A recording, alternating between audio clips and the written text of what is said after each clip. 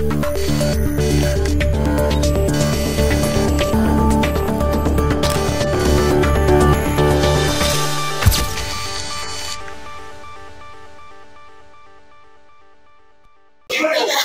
saya Kalis dari BTV. Kita best. Hari ini, sekolah kita mengadakan sambutan Hari Guru. Jom kita saksikan.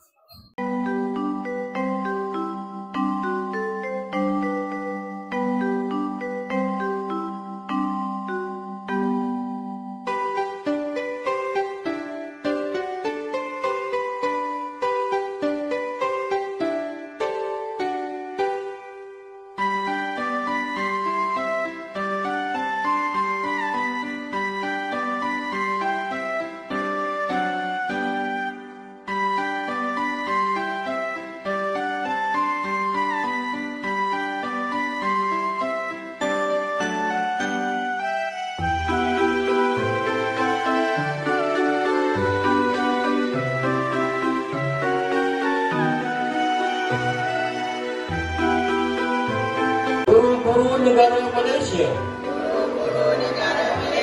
dengan ini berikrar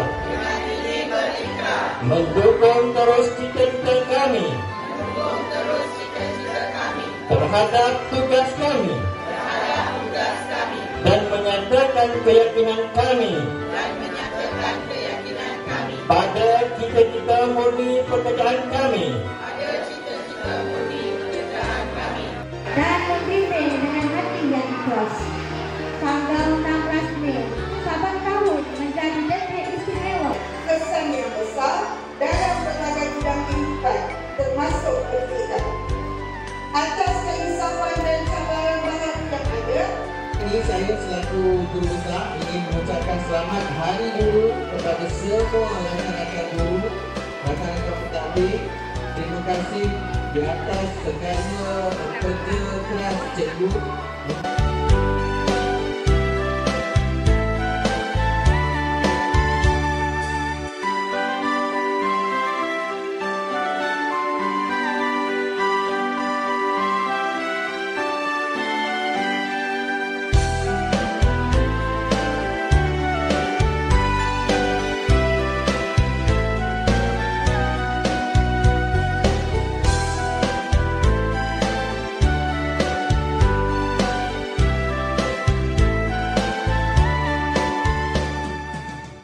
Assalamualaikum cikgu, saya Kalis dari BTV.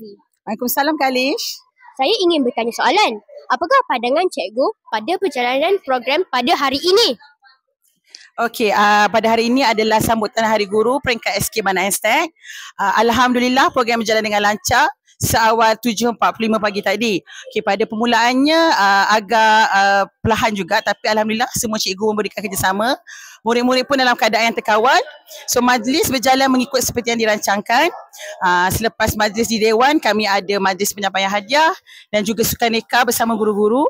Dan setelah kami ada majlis untuk penyampaian hadiah sukaneka dan majlis perpisahan pada hari ini. So pada keseluruhannya cikgu rasa majlis pada hari ini berjalan dengan lancar seperti yang dirancang. Alhamdulillah, terima kasih kepada barisan pentadbir, terutamanya kepada guru besar, GPK dan guru-guru, rakan-rakan guru serta murid-murid yang dikasihi sekalian. Terima kasih. Terima kasih cikgu.